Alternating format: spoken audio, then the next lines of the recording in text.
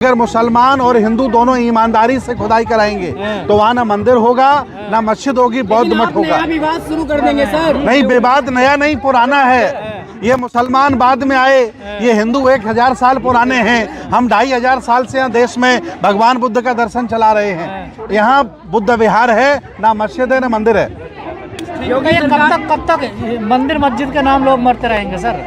देखिए, बीजेपी का पाठशाला में यही सिखाया जाता, नफरत फैलाना, लड़ाना। वो अपना काम कर रही है ईमानदारी से, लेकिन हम लोग जिंदा हैं, संविधानवादी। इस देश को बचाने के लिए पूरी आवाम से हम अपील करते हैं कि नफरत के खिलाफ खड़े हो जाओ, बेईमानी और लूट के खिलाफ खड़े हो जाओ। योगी जी आपको जाने नहीं देंगे, बैन कर दिया गया है वहाँ पे नेताओं को। अरे योगी जी कोई बहुत पावरफुल आदमी नहीं है, वो संविधान का पावर है। योगी जी से ज्यादा हम पढ़े लिखे हैं, योगी जी से ज्यादा वजन हमारी काया में है, हम ताकतवर हैं, उनसे बड़ी आबादी हमारी है। बस संविधान उन्हें अधिकार देता है, इसलिए उनके पास पावर है। लेकिन सत्य की लड़ाई हम लोग लड़ेंगे, खुदाई गहरी होगी और बौद्ध मठ निकलेगा। पर यहाँ हिंदू पक्ष तो नजर ही नहीं आया ना। देखिए, पुलिस पे पत्थरबाजी हुई है ना यहाँ तो। नहीं, ये पुलिस पर पत्थरबाजी हिंदू संगठनों ने की है, मुसलमानों को तो पता ही नहीं था। दंगा प्रायोजित था, पहले से तय था। ये संभल का दंगा चुनाव से पहले होना था, लेकिन थोड़ा डिले हो गया।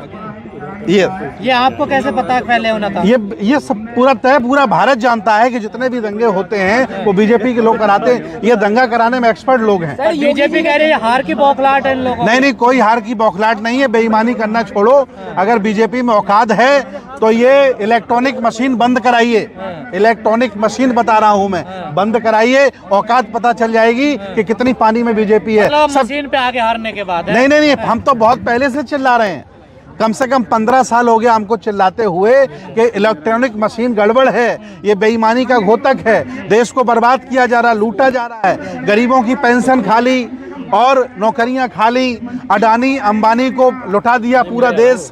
हजारों करोड़ रुपया लेकर के गुजराती देश से भाग गए। देश को बर्बाद करने की प्लानिंग है, मैं आपको बता रहा हूँ। तो क्या कोई अम्बेडकरवादियों के पास कोई रास्ता है कि इसे जो हिंदू मुस्लिम धर्म के नाम पर हो रहा है? नहीं, अम्बेडकरवादी तो हैं ही हैं, संविधानवादी भी हमारे साथ हैं। पूरे देश का SC OBC माइनॉरिटी सब लोग साथ हैं। कार्रवाई कर रहे हैं। नहीं, रास्ता क्या है आप लोगों के पास? नहीं, देखिए, जब न्यायालय बिक जाए, शासन प्रशासन दोगला हो जाए और चरित्रहीन हो जाए और कह सकते हैं कि वो गरीबों का खून पीने लगे, तो सड़क एक मार्ग बसता है। मैं आह्वान करता हूं पूरे बहुजन समाज के लोगों से, इस देश की 100 करोड़ आबादी से, आइए रोड पर। अब दो मुस्लिम रोड भी तो आए थे, आपने नहीं, मुस्लिम रोड पर नहीं आ रहा है। ये SC ST OBC को रोड पर आना पड़ेगा।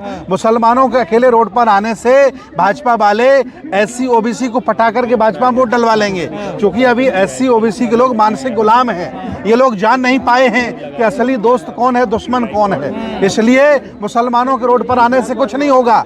जब तक OBC आदि आबादी और शेड्यूल कास्ट के लोग रोड पर नहीं आएंगे, इस देश में परिवर्तन नहीं हो सकता है। लेकिन योगी जी कह रहे हैं बटोगे तो कटोगे। नहीं, बांटा किसने? मैं पूछ रहा हूँ योगी जी, ये 5000 जातियों में तुम्हारे बाप बांट गए हैं क्या? तुम्हारे बाबा ने बांटा है क्या? कौन बांटा है? ये जो कटोगे बटोगे की बात कर रहे हैं, मैं इनसे पूछ रहा हूँ कि 5000 जातियों में किसने बांटा? 5000 जातियों में तुमने बांटा। इस अखंड भारत को खंड खंड आपने किया है। इसलिए मैं कह रहा हूं कि ये आपके जुमले हैं, जनता सब जान गई है। बेईमानी छोड़ दो, जमीन में आ जाओगे। इस समय ये पुलिस के माध्यम से, इलेक्ट्रॉनिक मशीन के माध्यम से बेईमानी करा रहे हैं, इसलिए चुनाव जीत रहे हैं लोग। नहीं, संभल हम लोग जा रहे हैं। हमने 5 दिन का हो जाए, कोई दिक्कत नहीं। जेल हमारी है, सारे कर्मचारी हमारे हैं, जेल में रहेंगे। ऐसा कोई बड़ा नेता बताइए जो जेल में ना रहा हो। हम देश के लिए, संविधान के लिए, इस देश को बचाने के लिए लग जाएगी सामने, कोई दिक्कत नहीं। एक व्यक्ति मारा जाएगा, 1 लाख तैयार हो जाएंगे। अगर ये SC OBC के लोग कुर्बानी देना सीख गए होते तो ब्राह्मणवाद खत्म हो गया होता। मतलब आप गोली खाने को तैयार है मुसलमानों को बचाने के लिए? गलती पुलिस की है, गलती वहाँ जज की है, जिसने वहाँ जबरदस्ती पिटीशन में आदेश कर दिया वहाँ जांच का। क्या मतलब था? 5-5 साल से केस चल रहे हैं, अभी तक सुनवाई नहीं हुई। कल केस डाला गया, परसों सुनवाई हो गई।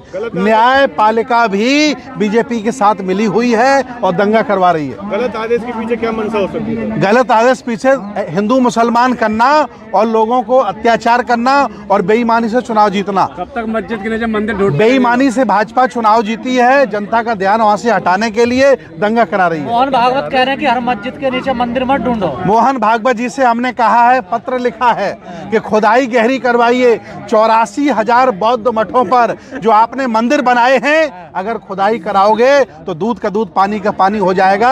एक एक मंदिर आपका खत्म हो जाएगा, मस्जिद भी एक भी नहीं बचेगी, बौद्ध मठ बचेंगे। खुदाई के समर्थन में है। नहीं, तो आप दावा पेश क्यों नहीं कर रहे? फिर अगर आपको ऐसा लगता है मैं अयोध्या के मैटर में सुप्रीम कोर्ट गया था। 2 लाख का जुर्माना। अरुण मिश्रा नाम के वकील ने कहा, हाउ टू डेयर यू, आपकी हिम्मत कैसे हुई, और 1 लाख का जुर्माना कर दिया। न्याय व्यवस्था बिकी हुई है, सुप्रीम कोर्ट हाई कोर्ट बिका हुआ है। खाली खुदाई करवाएंगे क्या आप देश में? नहीं, खुदाई नहीं, अगर ये जांच कराएं तो ईमानदारी से कराएं और गहराई तक कराएं। बौद्ध मठ लाल का सपना देख रहे हैं आप? नहीं, दावा ठोकेंगे। हम लोग हाई कोर्ट सुप्रीम कोर्ट भी जा रहे हैं। जिस तरह से सनातन, मैंने इनसे कहा कि भाई हिंदू थे तो हिंदू पे टिके रहो, सनातन क्यों चिल्ला रहे हो? सनातन तो मेरा शब्द है।